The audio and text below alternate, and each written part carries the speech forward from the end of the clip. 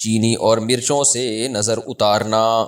کیا چینی یا مرچوں سے نظر اتارنا جائز ہے؟ بنت عارف واہ کینٹ سے. جائز ناجائز تو کی بات نہیں ہے، عبث ہے، لغو ہے، فضول ترین کام ہے، اور اللہ پہ توکل کے خلاف بہرحال ہے، کیونکہ اس کا کوئی نہ قرآن و سنت سے ثبوت ملتا ہے اور کوئی دلیل نہیں ہے اس کے. دیکھیں دلائل یا تو قرآن و سنت سے ہوتے ہیں یا عقل سے ہوتے ہیں، نہ عقلی کوئی دلیل ہے نہ قرآن و سنت کی کوئی دلیل ہے. بعض لوگ کہتے ہیں کہ یہ تجربے سے ثابت ہے کہ بچہ رو رہا ہوتا ہے، مرچیں جلاتے ہیں تو بچہ چپ ہو جاتا ہے، اس کا مطلب نظر لگی تھی اور ٹھیک ہو گیا. تو خوب سمجھ لیں، عبداللہ بن مسعود رضی اللہ تعالیٰ عنہ سے ایک روایت ہے جس کا مفہوم یہ ہے کہ شیطان کیا کرتا ہے کہ بچوں کو نا چٹکی مارتا ہے، رلاتا ہے، پھر اس کی اماں کیا کرتی ہے، وہ اس طرح کے ٹوٹکے کرتی ہے تو شیطان چٹکی مارنا چھوڑ دیتا ہے، تو ماں سمجھتی ہے میرے ٹوٹکے سے ایسا ہوا ہے، تو ماں کا اس ٹوٹکے پہ اور زیادہ یقین آ جاتا ہے، حالانکہ وہ ٹوٹکے کی وجہ سے نہیں ہوا ہوتا، وہ اس لیے ہوا ہوتا ہے کہ شیطان جب آپ ٹوٹکا کرتے ہیں بچے کو تنگ کرنا چھوڑ دیتا ہے تاکہ آپ کا ٹوٹکے پہ یقین آئے. تو بار بار شیطان کرے گا، بار بار آپ ساری زندگی مرچیں ہی جلاتے رہو گے بیٹھ کے. تو اس کا حل یہ ہے کہ بچہ رو رہا ہے تو یہ ٹوٹکے نہ کریں، آپ یہ حرکتیں اوٹ پٹانگ نہ کریں. مرچوں کا بچے کے رونے سے، انگریزوں کے بچے بھی تو روتے ہیں نا، وہ کیا جلاتے ہیں؟ عربوں سعودی عرب میں بھی تو بچے روتے ہیں، وہ کیا جلاتے ہیں؟ تو یہ انڈیا پاکستان میں ہی کیوں مرچوں کو برباد کر رہے ہیں آپ؟ تو یہ فضول حرکت ہے، چھوڑ دیں اس کو. میرے اللہ کا شکر ہے، اللہ کی دین ہے، میں تکبر میں نہیں کہہ رہا اور کوئی شو مارنے کے لیے نہیں کہہ رہا، اللہ نظر بد سے بچائے. میرے 15 بچے ہیں الحمدللہ، آج تک ہم نے نہیں کسی بچے پہ مرچیں جلائیں. ہمارے بچے بھی اللہ کے فضل سے بڑے ہو گئے، تو کچھ چھوٹے ہیں، کچھ بیچ میں ہیں، کوئی بڑے ہونے کی کوشش میں لگے ہوئے ہیں، تو ہر طرح کے بچے الحمدللہ ہیں. تو ہم تو نہیں یہ حرکتیں فضول قسم کی، نہ ہم نے کبھی پی لیے کہ جھڑوایا، نہ کبھی جوتے دلوائے ان کے گردن میں. یہ اللہ نے ہمیں ان فضول چیزوں سے محفوظ رکھا ہوا ہے.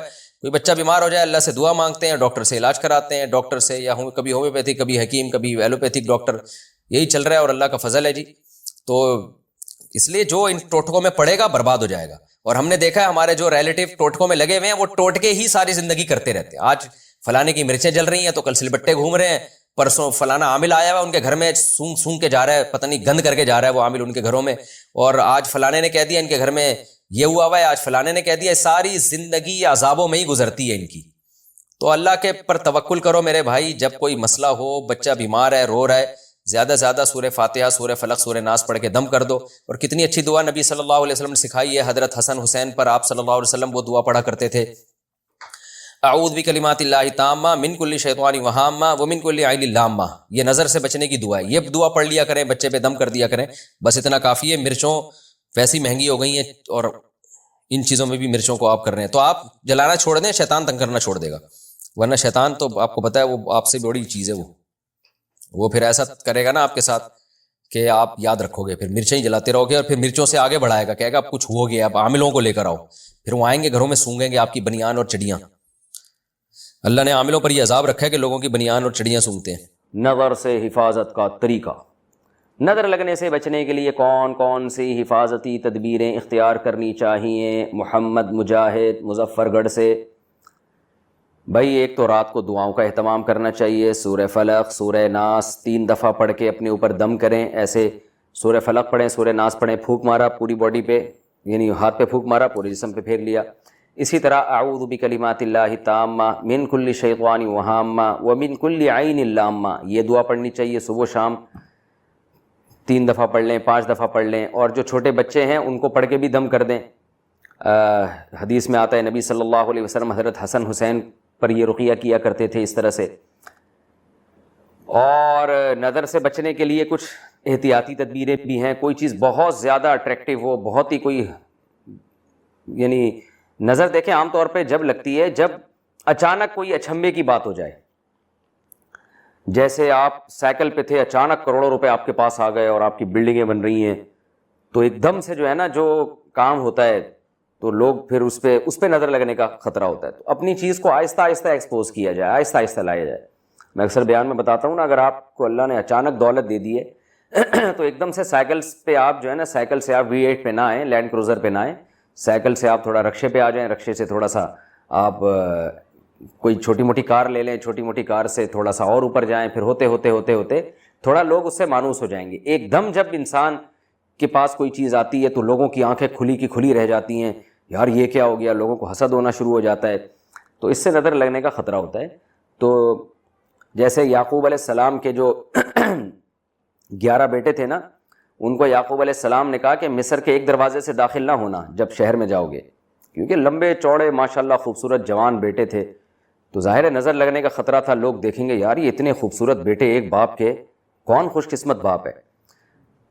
تو حضرت یعقوب جہاں رہا کرتے تھے ارض شام میں، وہاں تو انہوں نے یہ اہتمام نہیں کیا، کیونکہ وہاں تو سب لوگ مانوس تھے، سب کو پتہ تھا گاؤں میں کہ یہ یعقوب علیہ السلام کے بیٹے ہیں، اور ایک ایک کر کے بیٹے پیدا ہوتے گئے، بڑے ہوتے گئے، تو وہاں نظر لگنے کا خطرہ نہیں تھا۔ مصر میں خطرہ یہ تھا نا کہ ایک دم 11 بیٹے جوان خوبصورت، جب ایک دروازے سے داخل ہوں گے، ایک آ رہا ہے، پھر دوسرا آ رہا ہے، پھر تیسرا اس کے پیچھے، چوتھا اس کے پیچھے، لوگ بولیں گے کون ہے بھائی یہ، سب بتائیں گے بھائی یہ بھائی ہیں، ایک یہ سب سگے بھائی ہیں۔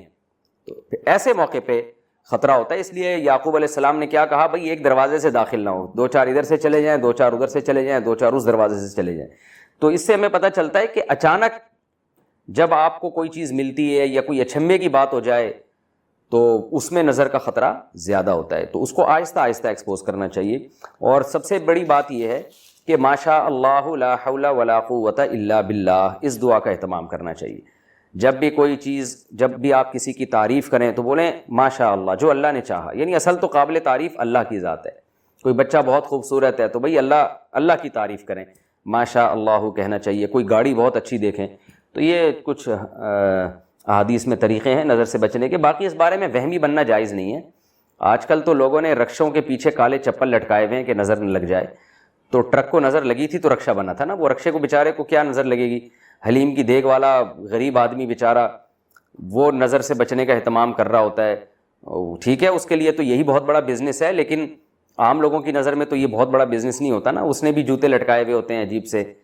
تو خام خواہ میں یہ وہم کی بات ہے، تو دعاؤں کا اہتمام کر لیں صبح شام کافی ہے، اور کوئی بہت ہی زیادہ کوئی ایک چیز نمایاں ہونے والی ہو تو اس میں تھوڑا اہتمام کر لیا جائے۔ اور اہم بات یہ بھی ہے کہ اپنی چیزوں کو ہر شخص کے سامنے نمایاں نہ کیا جائے۔